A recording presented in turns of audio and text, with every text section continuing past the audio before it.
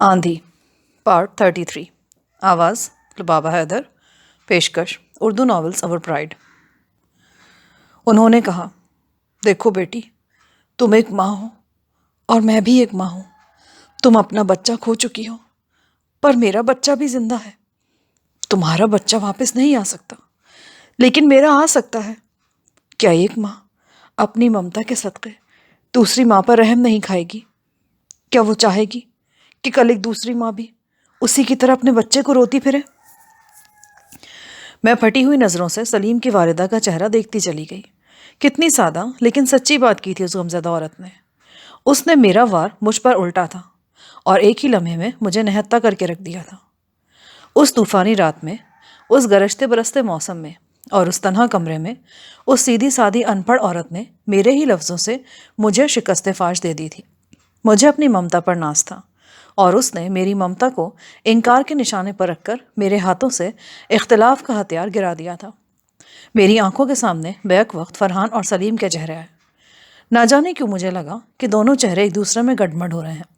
ان کے گڈمڈ ہونے سے ایک بہت بڑا بھنور پیدا ہو رہا ہے اور میں اس بھنور میں اترتی چلی جا رہی ہوں۔ میں لڑکھڑا سی گئی اور جلدی سے مسہری پر بیٹھ گئی۔ کیا ہوا بیٹی؟ تمہاری طبیعت تو ٹھیک ہے نا؟ اچھا میں چلی جاتی ہوں، میں جاتی ہوں۔ سلیم کی ماں نے گھبرا کر پوچھا اور پھر رخ پھیر کر دروازے کی طرف بڑھی۔ ان کی چال سے دل شق کر دینے والی بے چار کی جھلک رہی تھی۔ رک جائیں ماں جی، میں نے کمزور سی آواز میں کہا۔ اس گھڑی مجھے اپنی آواز بھی بہت اجنبی سی لگی۔ بعد ازاں جو کچھ ہوا اس کا تصور میں نے کبھی خواب میں بھی نہیں کیا تھا۔ حالات کا دھارا مجھے تیزی سے اپنے ساتھ بہاتا چلا گیا۔ نہایت خاموشی کے ساتھ ماں جی اور مجھ میں سب کچھ طے پا گیا۔ وہ نہیں چاہتی تھی کہ کسی کو میری اور ان کی ملاقات کا پتہ چلے۔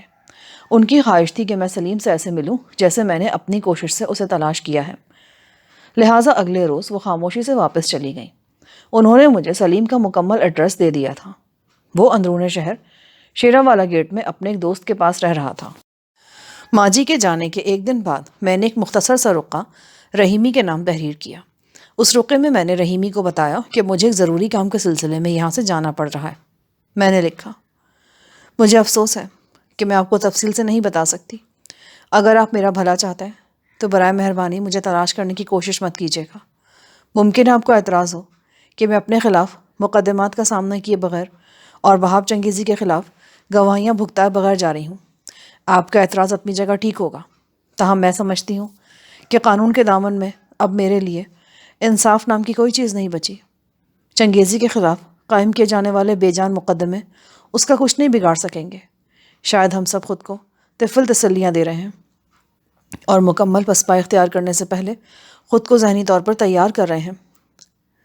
یہ رقعہ رحیمی کے زیر مطالعہ کتاب میں رکھنے کے بعد میں نے دینوں کو تیار کیا اور موقع ملتے ہی خاموشی کے ساتھ نواز حسنی کی رہائش گاہ سے نکل آئی۔ بذریعہ ٹیکسی ہم شیرا والا گیٹ پہنچے اور وہاں سے 2.5-3 فرلانگ پیدل چل کر سلیم کے ٹھکانے پر آ گئے۔ یہ ایک 3 منزلہ مکان تھا۔ اس مکان کی زیریں منزل میں سلیم کا دوست رہتا تھا۔ اب شام ہو چکی تھی اور دکانوں مکانوں میں بتیاں جل اٹھی تھیں۔ مجھے آج بھی یاد ہے، وہ گلی بڑا اداس منظر پیش کر رہی تھی۔ یوں لگا جیسے میں پرانے زمانے کے کسی الف للوی بازار میں آ گئی ہوں۔ تاریک ڈیوڑیاں، اونچے مکان، یکے بعد دیگرے روشن ہوتی کھڑکیاں۔ دینو نے دروازے پر دستک دی تو ایک نوجوان نے دروازہ کھولا۔ اس نے شلوار قمیص کے اوپر جالی دار بنیان پہن رکھی تھی اور غالباً کھانا کھاتے ہوئے اٹھ کر آیا تھا۔ معلوم ہوا کہ یہی سلیم کا دوست وحید شیروانی ہے۔ جب ہم نے اسے بتایا کہ سلیم سے ملنا چاہتے ہیں تو شیروانی کی آنکھیں چمک اٹھیں۔ اس نے گہری نظروں سے میری طرف دیکھا اور بے ساختہ پوچھنے لگا، کہیں آپ، میرا مطلب ہے کہیں آپ ثنا محمود تو نہیں؟ ہاں، میں ثنا محمود ہی ہوں۔ شیروانی کے چہرے پر کئی رنگ آ کر گزر گئے۔ اس کی آنکھوں میں جوش اور خوشی سے ملے جلے جذبات نظر آئے۔ آپ واقعی ثنا محمود ہیں؟ اوہ گاڈ، بہت اچھا کیا آپ نے، بہت ہی اچھا کیا۔ 1 سیکنڈ پلیز، میں معافی چاہتا ہوں، ابھی حاضر ہوا۔ وہ اپنے فربا جسم کو پھرتی پر آمادہ کر کے جلدی سے اندر چلا گیا۔ 2 منٹ بعد اس کی صورت نظر آئی۔ اب اس کے جسم پر ڈھنگ کا لباس تھا اور پاؤں میں چپل۔ آئیے پلیز، اندر آئیے۔ دروازے کے ساتھ ہی ایک بیٹھک نما کمرہ تھا۔ صوفوں پر جھالر دار غلاف، کڑھائی دار پردے، فرش پر دری، TV, fridge, sideboard, bookshelf, سب کچھ اسی ایک چھوٹے سے کمرے میں جمع ہو گیا تھا۔ وہ لجاجت سے بولا، ثنا بہن، میں نہیں جانتا آپ کس لیے آئی ہیں، بہرحال آپ کا آنا ہی بہت بڑی بات ہے، خدا کرے آپ حالات کو ٹھیک کر لیں۔ ایکا ایک ہی اس کے چمکدار چہرے پر اداسی کے بادل چھا گئے۔ سلیم کی حالت بہت پتلی ہے، ساری رات چھوٹے سے کمرے میں ٹہلتا رہتا ہے، دوا تو اس نے کبھی کھائی ہی نہیں، پچھلے 3 دن سے کھانا بھی چھوڑ رکھا ہے، میں تو سمجھا کر ہار گیا ہوں، میں اسے دیکھنا چاہتی ہوں۔ وہ مجھے ساتھ لے کر ایک دوسرے کمرے میں اندر سے گزرا اور ایک دروازے کے سامنے پہنچ گیا۔ اس نے اشارے سے بتایا کہ سلیم اندر ہے۔ میں نے دروازے پر دستک دی۔ تیسری چوتھی دستک پر چٹخانی گرنے کی آواز آئی اور سلیم نے دروازہ کھولا۔ کمرہ سگریٹ کے دھوئیں سے بھرا پڑا تھا۔ دروازہ کھول کر سلیم واپس مڑ گیا۔ غالباً وہ میری دستک کو اہل خانہ میں سے کسی کی دستک سمجھا تھا۔ سلیم، میں نے کمرے کے وسط میں کھڑے ہو کر کہا۔ اس نے بری طرح چونک کر اور گھوم کر میری طرف دیکھا۔ اس کی آنکھوں میں بے پناہ حیرت تھی، چہرہ رنج و غم کی تصویر تھا۔ چند لمحوں کے لیے وہ کچھ بھی نہ کہہ سکا۔ آخر اس کے ہونٹ لرزے۔ تم آ گئی ہو ثنا؟ یہ بڑا عجیب سا فقرہ تھا، بالکل ڈرامائی انداز کا۔ اس نے یہ نہیں پوچھا کہ تم کہاں سے آئی ہو، کیسے آئی ہو، میرا پتہ کیسے لگا تمہیں، بس یہی کہا کہ تم آ گئی ہو، جیسے وہ جانتا تھا کہ میں ضرور آؤں گی، کسی نہ کسی وجہ سے مجھے آنا ہی پڑے گا۔ ہاں سلیم، میں آ گئی ہوں۔ اس کی آنکھوں میں آنسو چمکے اور وہ بے دم سا ہو کر مسحری پر گر گیا۔ ناراضگی ظاہر کرنے کے لیے اس نے اپنا چہرہ دوسری طرف پھیر لیا۔ میں جانتی تھی یہ زیادہ سنگین ناراضگی نہیں ہے، لیکن اسے دور کرنا ضروری تھا۔ کیا بات ہے؟ منہ کیوں پھیر لیا؟ میرا آنا اچھا نہیں لگا؟ اس طرح کمرے میں میرے پاس کیوں آئی ہو؟ میں ایک ناقابل بھروسہ آدمی ہوں، میری نیت میں فطور آ گیا تو کیا کر لو گی تم؟ میں جانتی تھی کہ وہ اس رات والے واقعے پر شکوہ کنا ہے جب میں نے اس کے بار بار پکارنے پر دروازہ نہیں کھولا تھا۔ سلیم، جب میں سب کچھ بھول کر یہاں آ گئی ہوں تو تم بھی سب کچھ بھول جاؤ نا، یہی ہم دونوں کے لیے بہتر ہے۔ وہ گمسم سا بیٹھا رہا۔ اتنے میں دروازے پر ہلکی سی دستک ہوئی اور شیروانی نے سلیم کو آواز دی۔ سلیم پر اس آواز کا کوئی اثر نہیں ہوا۔ میں نے آگے بڑھ کر دروازہ کھولا۔ شیروانی ہاتھ میں کھانے کی ٹرے لیے کھڑا تھا۔ اس نے آنکھوں میں مجھ سے التجا کی کہ میں یہ کھانا سلیم کو کھلا دوں۔ لیکن بھائی صاحب، لیکن کچھ نہیں ثنا بہن، اگر تم اسے کھانا نہیں کھلا سکتی نا تو پھر دنیا میں کوئی بھی نہیں کھلا سکتا۔ شیروانی کے صاف شفاف لہجے میں بے پناہ اعتماد تھا۔ اس اعتماد میں ہلکی سی شوخی بھی تھی۔ میں کوشش کے باوجود اس سے آنکھیں نہیں ملا سکی۔ سلیم نے اس دن کھانا کھایا، دوائی بھی کھائی اور اپنی گوشہ نشینی بھی ترک کر دی۔ اس رات میں، سلیم، دینو اور شیروانی دیر تک بیٹھے باتیں کرتے رہے۔ شیروانی کار ڈیلر تھا، جیل روڈ پر اس کا شو روم تھا، قسطوں پر بھی گاڑیاں دیتا تھا۔ اس کی بیوی بمے بچوں کے میکے گئی ہوئی تھی اور میکا بھی کہیں آس پاس نہیں تھا، شارجہ میں تھا۔ اسے 2 ڈھائی ماہ تک آنا تھا اور اس دوران شیروانی اپنے گھر سیاہ و سفید کا مالک تھا۔ اس نے مجھے اور دینو کو بتایا کہ ہم جب تک چاہیں بڑی آزادی سے یہاں رہ سکتے ہیں، کسی طرح کا اندیشہ نہیں ہے۔ اس کا مکان اس طرح کا تھا کہ وہ ہمیں اپنا کرایہ دار بھی ظاہر کر سکتا تھا۔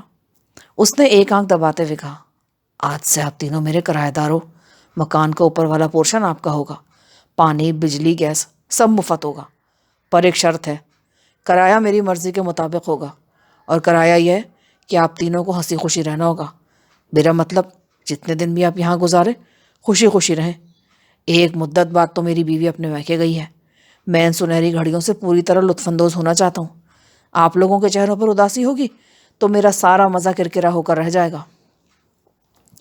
دینو نے مسکرا کر وعدہ کیا، آپ بے فکر رہیں جناب، ہم نہ صرف خود خوش رہیں گے بلکہ آپ کو بھی ہنسا ہنسا کر وقت ڈال دیں گے۔ وقت؟ یہ وقت کیا ہوتا ہے؟ سلیم کے چہرے پر ہلکی سی مسکراہٹ آ گئی۔ میں نے اسے بہت دنوں بعد مسکراتے دیکھا تھا۔ شیروانی کے ساتھ اس مکان میں ہم تقریباً 2 ہفتے رہے۔ ان 2 ہفتوں میں صرف ایک بار سلیم کی والدہ اس سے ملنے آئیں۔ سلیم کے سامنے انہوں نے مجھ سے کوئی شناسائی ظاہر نہیں کی۔ میں بھی لاتعلق رہی۔ سلیم اب تیزی سے صحت یاب ہو رہا تھا، بخار اتر چکا تھا اور نقاہت بھی دور ہوتی جا رہی تھی۔ یوں لگتا تھا جیسے وہ بیمار تھا ہی نہیں۔ اس نے وہ سب کچھ ایک خط میں لکھ کر مجھ سے کہہ دیا تھا جو وہ زبانی نہیں کہہ سکتا تھا۔ یہ خط آج بھی میرے پاس موجود ہے۔ وہ خط مختصراً یوں تھا: ثنا، میں کوئی قلم کار نہیں، نہ ہی کوئی شاعر یا ادیب ہوں۔ میرے پاس ٹوٹے پھوٹے لفظ ہیں۔ انہی لفظوں کا سہارا لے کر تم سے اپنے دل کا حال بیان کرنا چاہتا ہوں۔ میں تم سے پیار کرتا ہوں، اور یہ اعلان مجھے سولی پر چڑھ کر بھی کرنا پڑے تو میں کروں گا۔ تمہارے بغیر زندہ رہنا میرے لیے ناممکن ہے۔ میں سیدھا سادہ آدمی ہوں، جو میرے دل پہ ہے وہی زبان پر آ گیا۔ دو ٹوک بات یہ ہے کہ اگر مجھے زندہ دیکھنا چاہتی ہو تو مجھ سے شادی کر لو۔ میرا وعدہ ہے کہ میں تمہیں خوش رکھنے کی کوشش کروں گا، اور یہ تم پر احسان نہیں ہوگا۔ میرے لیے دنیا میں تمہاری خوشی سے بڑھ کر کوئی چیز عزیز نہیں ہے۔ جہاں تک وہاب چنگیزی کا تعلق ہے تو وہ اب تمہارا نہیں بلکہ میرا دشمن ہے۔ اس سے نمٹنا بھی میری ذمہ داری ہوگی۔ میں تم سے وعدہ کرتا ہوں کہ اسے وہی سزا دوں گا جس کا وہ حقدار ہے۔ اس شیطان کا انجام ہر طرح تمہارے حسب منشا ہوگا۔ اس سے زیادہ اور کیا لکھوں؟ مجبور ہوں، جیتے جی دل چیر کر نہیں دکھا سکتا۔ اپنی قسمت کا فیصلہ تمہارے ہاتھ چھوڑتا ہوں۔ فیصلہ کیا ہونا تھا؟ فیصلہ تو اس طوفانی شب کو ہو چکا تھا جب دو مائیں ایک تنہا کمرے میں آمنے سامنے ہوئی تھیں اور ایک شدید کشمکش سے گزر کر ایک فیصلے پر پہنچی تھیں۔ میں نے اپنے فیصلے سے سلیم کو آگاہ کر دیا۔ اس کے ہونٹوں پر کامیابی کا تبسم چمکا اور دنیا جہاں کی خوشیاں اس کی دو آنکھوں میں سمٹ آئیں۔ ایک دھند جوشیلے بگولے کی طرح اس نے مجھے اپنے حصار میں لیا اور اڑا کر کہیں سے کہیں لے آیا۔ میں نے خود کو اس کی وارفتگی کے حوالے کر دیا اور ماضی سے دل و دماغ کے تمام رابطے منقطع کر کے آنکھیں بند کر لیں۔ ایک رات میں نے اور سلیم نے وحید شیروانی سے اجازت لی اور اس کے گھر سے رخصت ہو کر اسٹیشن آ گئے۔ دینو بطور ملازم ہمارے ساتھ تھا۔ ہم پشاور پہنچے، پشاور سے کوہاٹ آئے اور وہاں سے کرم ایجنسی میں داخل ہو گئے۔ یہ آزاد قبائلی علاقہ تھا۔ جیل سے فرار ہونے کے بعد سلیم نے کچھ عرصہ اس ایجنسی میں گزارا تھا اور یہاں اس کے جاننے والے موجود تھے۔ ٹل سے آگے ہم پارا چنار پہنچ گئے۔ پارا چنار کے ایک مضافاتی گاؤں میں پہاڑی پر بنا ہوا ایک چھوٹا سا خوبصورت مکان ہماری منزل تھا۔ کہیں قریب سے گنگناتا چشمہ گزرتا تھا۔ دور فاصلے پر افغانستان کے برف پوش پہاڑی سلسلے کی چوٹیاں نظر آتی تھیں۔ یہ مکان غلام خان نامی ایک اونچے لمبے اور سرخ و سفید پٹھان کی ملکیت تھا۔ غلام خان زمیندار تھا اور سلیم کا گہرا دوست بھی تھا۔ وہ سلیم کو بابری کے نام سے جانتا تھا۔ اس نے یہ مکان اپنی دوسری شادی کے لیے بنوایا تھا، مگر شادی سے چند ہفتے قبل اس کی پہلی بیوی نے اولاد نرینہ کی خواہش پوری کر دی اور یوں یہ مکان آباد ہوتے ہوتے رہ گیا۔ اب یہی مکان میرا اور سلیم کا مسکن ٹھہرا۔ پارا چنار پہنچنے کے دوسرے ہی روز ایک چھوٹی سی تقریب میں میری اور سلیم کی شادی ہو گئی۔ اس تقریب میں شیروانی بھی لاہور سے آ کر شریک ہوا۔ شیروانی کے علاوہ دینو وہ واحد چہرہ تھا جسے میں پہلے سے جانتی تھی، باقی سب لوگ اجنبی تھے۔ اس تقریب میں سلیم کے مقامی دوستوں اور ان کے ساتھیوں نے بہت جوش و خروش کا مظاہرہ کیا۔ رات ہوتے ہی انہوں نے ناچنا گانا شروع کر دیا اور ہوائی فائرنگ کرنے لگے۔ یوں لگتا تھا میں اور سلیم ملک کی سرحد پھاند کر پولیس اور قانون کی دسترس سے بہت دور آ چکے ہیں، اور دو مفرور ملزموں کی اس شادی کے شرکاء کو کسی طرح کا ڈر خوف نہیں ہے۔ مقامی عورتیں جوق در جوق آئیں اور میرے ارد گرد بیٹھ گئیں۔ وہ پہلے کچھ جھجکتی رہیں، پھر انہوں نے بے تکلفی کے مظاہرے شروع کر دیے۔ انہوں نے مجھے لباس بدلنے پر مجبور کیا اور نہایت ضرب پر مقامی لباس پہنا دیا۔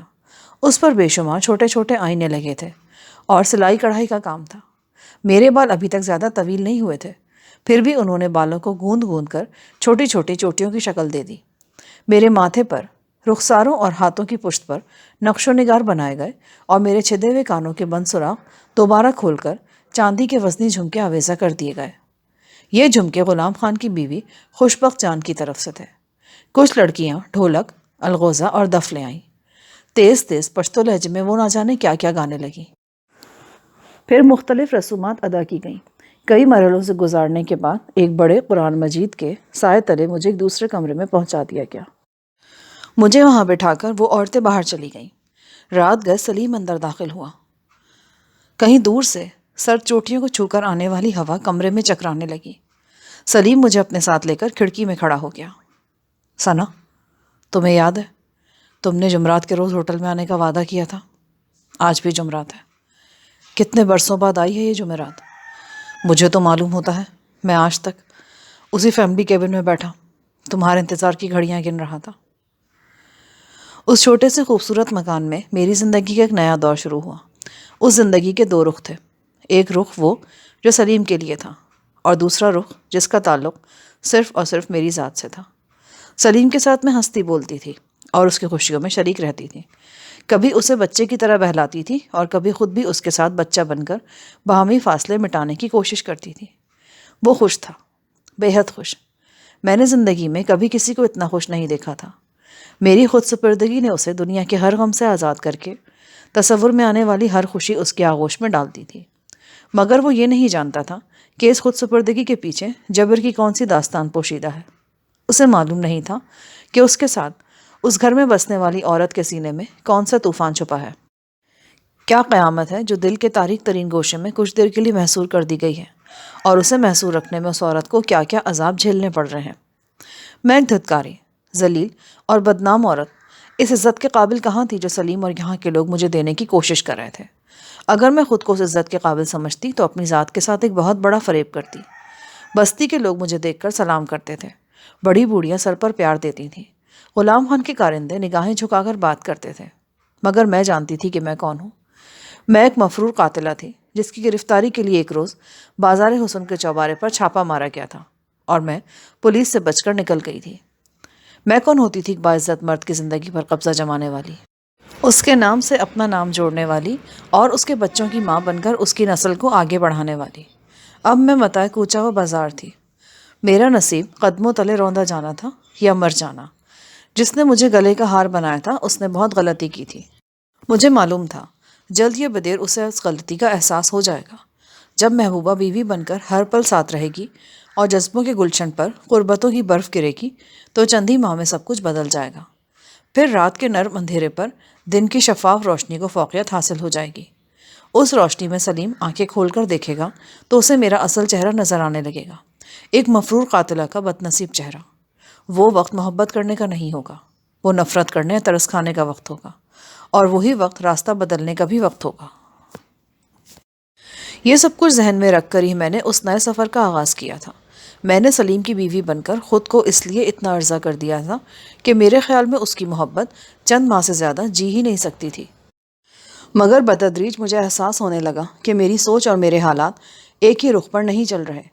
میں دیکھ رہی تھی کہ گزرنے والے ہر دن کے ساتھ سلیم کی محبت اور وارفتگی گھٹنے کے بجائے بڑھ رہی ہے۔ مجھے حاصل کرنے کے بعد اس کے اندر میری ضرورت کا احساس اور بھی شدید تر ہوتا جا رہا تھا۔ یوں لگتا تھا کہ اس کے دل میں کوئی خوف بیٹھ گیا ہے کہ میں اس سے جدا ہو جاؤں گی۔ وہ مجھے تھوڑی دیر کے لیے بھی خود سے جدا کرنا پسند نہیں کرتا تھا۔ زمیندار غلام خان نے اسے اپنے ایک باغ کا ٹھیکہ دے دیا تھا۔ یہ باغ گاؤں سے قریباً 5 فرلانگ کی دوری پر پہاڑ کی ترائی میں تھا۔ سلیم صبح 8 بجے باغ پر جاتا اور شام 5 بجے فارغ ہوتا، لیکن اس دوران وہ گھر کے کم از کم 6 چکر ضرور لگاتا تھا۔ ہر 1.5-2 گھنٹے بعد کسی نہ کسی بہانے گھر چلا آتا، مجھے سامنے بٹھا کر دیوانوں کی طرح میری صورت دیکھتا۔ میں سٹ پٹاتی، پریشان ہوتی، اسے دھکیل دھکیل کر گھر سے نکالتی، کبھی سچ مچ خفا ہو جاتی، مگر اس پر تو میری کسی بات کا اثر ہی نہیں ہوتا۔ کبھی کبھی مجھے اس کی محبت کی شدت سے خوف آنے لگتا۔ کبھی میں سوچتی کہ کوئی ایسا کام کروں یا سلیم سے ایسا رویہ اپناؤں کہ وہ مجھ سے دور ہو جائے، مگر یہ سوچ عملی جامہ کبھی نہ پہن سکی۔ اس دل میں اتنی جرأت نہیں تھی کہ کسی کی دل شکنی کر سکے۔ ایک رات میں نے سلیم کو 7 والی چارپائی پر بڑبڑاتے سنا۔ وہ اکثر نیند کی حالت میں بڑبڑانے لگتا تھا، مگر آج میں اٹھ کر بیٹھ گئی۔ وہ بار بار میرا نام پکار رہا تھا، پھر کہنے لگا، ایک بار مجھے میرے بیٹے کا چہرہ دکھا دو، پھر میں چلا جاؤں گا، خدا کی قسم میں چلا جاؤں گا۔ وہاب کو قتل کر کے لوٹوں گا یا کبھی نہیں لوٹوں گا۔ یہ تیری نہیں، میری لڑائی ہے، میری لڑائی ہے۔ میڈم نادرہ کی دشمنی تجھ سے نہیں، مجھ سے تھی۔ میں نے شانہ جھنجھوڑ کر سلیم کو جگا دیا۔ وہ پسینے میں شرابور تھا۔ اس نے ہاتھ بڑھا کر بلب روشن کیا اور میری طرف سرخ سرخ آنکھوں سے دیکھتے ہوئے بولا، کیا ہوا؟ کیسی آواز تھی؟ کوئی آواز نہیں تھی، صرف تم بڑبڑا رہے تھے۔ وہی پرانی باتیں۔ تمہارے دل سے باتیں کیوں نہیں نکلتی؟ میں اپنا ماضی بھول چکی ہوں، تم بھی بھول جاؤ۔ صرف یہی ایک راستہ ہے ہمارے زندہ رہنے کا۔ میں نے اپنا انصاف خدا پر چھوڑ دیا ہے۔ یقین کرو میں اپنے حالات سے سمجھوتا کر چکی ہوں۔ تم اس سمجھوتے کو ناکام بنانے والی باتیں سوچتے ہو نا، تو مجھے دکھ ہوتا ہے۔ سلیم خاموش رہا۔ میں جانتی تھی اس کی خاموشی کے پیچھے ایک ہنگامہ قیامت ہے۔ میں اسی قیامت سے خوف زدہ تھی۔ کمرے میں بتی جلتی دیکھ کر دینو نے ساتھ والے کمرے کی کھڑکی سے جھانکا۔ خیر تو ہے استاد جی، میری کوئی لوڑ چھوڑو تو بتا دو۔ نہیں، تمہاری ضرورت نہیں ہے، اور مجھے پتہ ہے جب ضرورت پڑی تو تم نظر بھی نہیں آؤ گے۔ سلیم نے کہا، دراصل یہ آزاد علاقہ تھا، ہر شخص کو اپنی حفاظت خود کرنی پڑتی تھی۔ بچوں تک کے کندھوں سے بندوقیں لٹکی نظر آتی تھیں۔ دینو اور سلیم کے سرہانوں کے نیچے بھرے ہوئے پستول ہر وقت رکھے رہتے تھے۔ سلیم نے پچھلے 2 ماہ کی آمدن میں سے کچھ رقم نکال کر ایک طاقتور رائفل بھی خرید لی تھی۔ دینو سر منہ لپیٹ کر سو گیا۔ سلیم بھی لیٹ گیا۔ میں نے لائٹ آف کر دی اور اسے کہا کہ وہ سو جائے۔ کافی دیر بعد میں نے محسوس کیا کہ وہ بدستور جاگ رہا ہے۔ کیا بات ہے سلیم، تم جاگ رہے ہو؟ ہاں، اب نیند نہیں آئے گی۔ کیوں؟ کیا سوچ رہے ہو؟ یہی کہ تمہارے بغیر یہ 8-10 روز کیسے کٹیں گے۔ سلیم کام کے سلسلے میں ٹل شہر جا رہا تھا اور اسے وہاں چند دن لگنے تھے۔ پچھلے کئی روز سے وہ اپنی پریشانی کا اظہار متعدد بار کر چکا تھا۔ سلیم، تمہاری اتنی محبت میری جان لے لے گی، اتنی محبت مت کرو مجھ سے۔ میرے بس میں کچھ نہیں ہے ثنا، میں پاگل ہوں، تم میری خطاؤں کو معاف کر دیا کرو۔ جو گھڑی تم سے دور گزارتا ہوں وہ گھڑی دردناک عذاب ہوتی ہے۔ مجھے لگتا ہے کسی دن تم سے علیحدہ میرا کوئی وجود ہی نہیں رہے گا۔ سلیم کی ایسی ہی باتوں سے میری روح کانپ جاتی تھی۔ اس نے میرا ہاتھ اپنے کشادہ سینے پر رکھ لیا۔ ثنا، تم سے یہ نہیں کہتا کہ مجھ سے اتنی محبت کرو جتنی میں کرتا ہوں، لیکن ایک التجا ہے، میری محبت پر انگلی مت اٹھایا کرو، مجھے میرے حال پر چھوڑ دو، یہی میرے حق میں بہتر ہے۔ کس وقت جانا ہے تم نے؟ پرسوں صبح 6 بجے کے قریب۔ اور واپسی؟ بدھ کے روز شام کو یا پھر جمعرات کی صبح۔ اپنا خیال رکھنا۔ تمہاری خاطر ضرور رکھوں گا۔ اور ہاں، میں نے غلام خان کی بیوی سے کہہ دیا ہے، وہ رات کو تمہارے پاس آ جایا کرے گی، دینو بھی موجود ہوگا۔ دیر تک سلیم ادھر ادھر کی باتیں کرتا رہا۔ میں نے محسوس کیا کہ وہ باتوں کو جان بوجھ کر تول دے رہا ہے اور اس کی گفتگو میں تسلسل بھی کم ہے۔ یہ عقدہ کچھ دیر بعد کھلا کہ وہ گفتگو برائے گفتگو میں مصروف تھا، کیونکہ اس نے میری آواز ٹیپ کرنے کے لیے ٹیپ ریکارڈر چلا رکھا تھا۔ کیسٹ کو ٹیپ ریکارڈر سے نکال کر اس نے اپنے کوٹ کی جیب میں رکھ لیا۔ کم از کم تمہاری آواز سے تمہاری دوری کا مسئلہ تو حل ہوا نا؟ وہ مسکرا کر بولا۔ تیسرے روز الصبح وہ روانگی کے لیے تیار ہو گیا۔ میں نے اس کی پسندیدہ ڈش آلو کی بھاجی تیار کی۔ کچھ اس نے کھا لی، کچھ ساتھ لے جانے کے لیے ٹفن میں رکھ لی۔ پتلون قمیص پہن کر اس نے ریوالور کوٹ کے نیچے لگایا۔ اسے باغ کے لیے کچھ زرعی دوائیں اور سامان وغیرہ خریدنے جانا تھا۔ قریباً 8,000 روپے کی رقم اس کے پاس تھی۔ غلام خان نے بڑی سڑک تک پہنچانے کے لیے اسے جیپ فراہم کی تھی، جو دروازے کے باہر کھڑی مسلسل شور مچا رہی تھی۔ مجھے بمشکل خدا حافظ کہنے کے بعد وہ جیپ میں بیٹھ کر اپنے سفر پر روانہ ہو گیا۔ سلیم کے جانے کے بعد مجھے اکیلے پن کا احساس ہونے لگا، جیسے میرے چاروں طرف ٹھاٹے مارتا سمندر ہے اور میں کشتی پر تنہا رہ گئی ہوں۔ اگر غلام خان اور اس کی محبت کرنے والی بیوی میرے آس پاس نہ ہوتی تو معلوم نہیں تنہائی کا یہ احساس میرے اندر کیا کیا طوفان اٹھا دیتا۔ غلام خان کی بیوی اور اس کی بچیاں ایک لمحے کے لیے بھی مجھے تنہا نہیں چھوڑتی تھیں۔ سارا دن گھر کے صحن میں جمگھٹا سا لگا رہتا۔ عید الفطر کی آمد تھی۔ بستی کی کئی لڑکیاں دوپہر کے وقت آ جاتی، اپنے کپڑوں پر سلائی کڑھائی کرتی اور دوپٹوں کو رنگ دیتی۔ جتنی معصوم شکلیں تھیں اس سے زیادہ معصوم ان کی ہنسی اور باتیں تھیں۔ سلیم کو بدھ کے روز آنا تھا، لیکن وہ نہیں آیا۔ میں رات گئے تک اس کے منتظر رہی۔ اگلا دن بھی انتظار میں کٹا۔ شام کو عید کا چاند نظر آیا۔ بستی کے لڑکے والے خوشی سے اچھلنے کودنے لگے۔ بستی سے کچھ فاصلے پر ایک اونچی جگہ آگ کا الاؤ دہکا دیا گیا۔ مقامی رواج کے مطابق یہ چاند نظر آنے کا اعلان تھا۔ بستی کے نوجوان اور خوش طبیعت بوڑھے اس الاؤ کے گرد جمع ہو کر گپے ہانکنے اور ساز بجانے لگے۔ ذرا اندھیرا ہوا تو غلام خان کی بیوی کئی دوسری عورتوں اور لڑکیوں کو ساتھ لے کر آ گئی۔ چاند رات منانے کا ان کا اپنا ایک مخصوص انداز تھا۔ وہ سب بستی کے ساتھ ایک ہموار میدان میں جمع ہو گئی۔ بہت سی لالٹینیں نیم دائرے کی شکل میں رکھ دی گئیں۔ ناچ گانے کا دور شروع ہوا۔ سب کچھ پشتوں میں تھا، لیکن ایک گیت اردو نما پشتوں میں بھی گایا گیا، شاید مجھے سنانے کے لیے تھا۔ گیت کی پرسوز لے اونچی نیچی گھاٹیوں میں گونج رہی تھی، لیکن میں کسی گیت سے لطف اندوز ہونے کے بجائے اپنی ہی سوچوں میں الجھی ہوئی تھی۔ کل رات غلام خان میرے گھر بیٹھا رہا تھا۔ اس نے کہا تھا کہ ٹل میں سلیم کا کام 5-6 دن سے زیادہ کا نہیں تھا۔ معلوم نہیں اب وہ وہاں کیا کر رہا ہے۔ اندیشے رہ رہ کر میرے دل میں سر اٹھانے لگے۔ کہیں وہ پنجاب تو نہیں چلا گیا؟ وہاں میرے اور اس کے لیے ہر طرف موت کا جال بچھا ہوا تھا، اور ہم دونوں نے آپس میں یہ طے کیا تھا کہ ابھی کم از کم 1 سال تک ہم قبائلی علاقے سے باہر نہیں نکلیں گے۔ کبھی وسوسہ جاگتا کہ چنگیزیوں کے ہرکارے یہاں بھی پہنچ گئے ہیں اور انہوں نے سلیم کا کھوج لگا لیا ہے۔ وہ وقت یاد آیا جب پچھلے ہفتے وہ مجھ سے جدا ہو رہا تھا۔ دل کی گہرائی سے کھوک سے اٹھی۔ مجھے لگا جیسے میں سلیم سے بے پناہ محبت کرتی ہوں، بے پناہ اور بے حد شدید، اتنی ہی جتنی فرحان سے کرتی ہوں۔ شاید یہ دونوں محبتیں ایک ہی ناآسودہ جذبے کے دو عکس تھے۔ میں اپنی سوچوں میں گم بیٹھی تھی جب بستی کی طرف سے دینو بھاگتا ہوا آیا۔ اس کے بھاگنے کے انداز سے ظاہر ہوتا تھا کہ وہ کوئی اطلاع لے کر آ رہا ہے۔ وہ ہانپتا ہوا میرے پاس پہنچا اور بولا، بی بی جی، استاد آ گیا، ساتھ ہی سامان سے بھری ہوئی پک اپ بھی لاندی ہے جی، آپ آ کر دیکھو تو صحیح کیا کیا شیوے لے کے آیا ہے۔ وہ خیریت سے تو ہے نا؟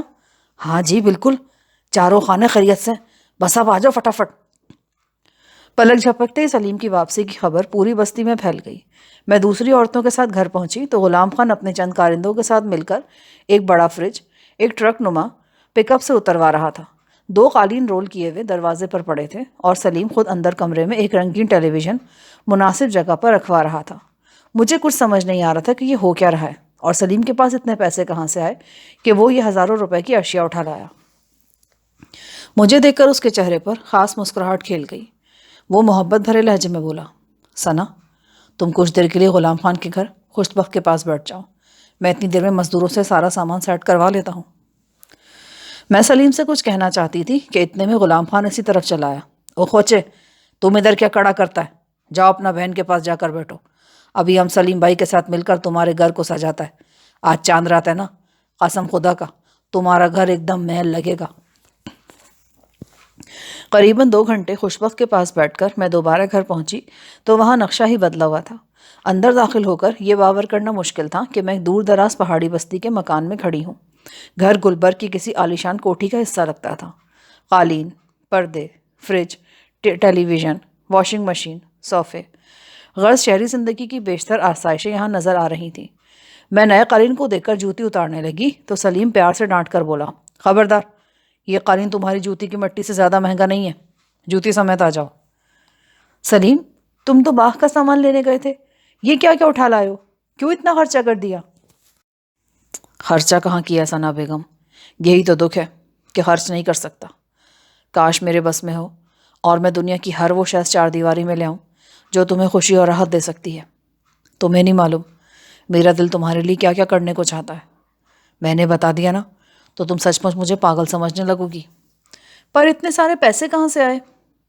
تمہیں اس سے کوئی غرض نہیں ہونی چاہیے، یہ میرا شعبہ ہے، مجھ پر بھروسہ رکھو، میں اس 4 دیواری میں کوئی ناپاک چیز لے کر نہیں آؤں گا۔ لیکن پھر بھی سلیم، کچھ تو پتہ چلے، کیا تم لاہور گئے تھے؟ اب تم اصل بیوی لگنے لگی ہو۔ بیوی تفتیش نہ کرے نا تو لگتا ہے کام نہیں، صرف نام کی بیوی ہے۔ تو پھر جواب دو نا اس تفتیش کا۔ شوہر جواب دے دے تو پھر وہ اصلی شوہر کہاں ہوا؟ اتنے میں دینو آ گیا۔ اس نے دائیں ہاتھ کی انگلی پر بڑی سی پٹی لپیٹی ہوئی تھی اور سٹپٹایا ہوا نظر آتا تھا۔ پتہ چلا کہ ایک چھوٹا صوفہ کمرے میں رکھتے ہوئے اس کی انگلی صوفے اور دیوار کے درمیان آ گئی۔ وہ بھنائے ہوئے لہجے میں بولا، اس گھر میں تو الٹی گنگا چلتی ہے، وہ ہر کام ہی غلط ہوتا ہے، چوٹ بھی لگتی ہے تو غلط۔ چوٹ کیسے غلط لگی بھائی؟ او بہن جی، صحیح چوٹ بھی کوئی چوٹ ہوتی ہے۔ اب یہی چوٹ جو ہاتھ کی انگلی پر لگی، پاؤں پر لگتی تو اچھا نہیں تھا؟ یہ جو میری دہاڑی کے 2 درجن پھیرے بازار اور باغ کے لگ دے نا، یہ تو ختم ہو جاندے۔ بات تو تم ٹھیک کہہ رہے ہو دینو۔ خیر اب بھی چانس ختم نہیں ہوا، ابھی باہر ایک اور صوفہ پڑا ہے، اٹھا کر لے آؤ، شاید تمہاری مراد پوری ہو جائے۔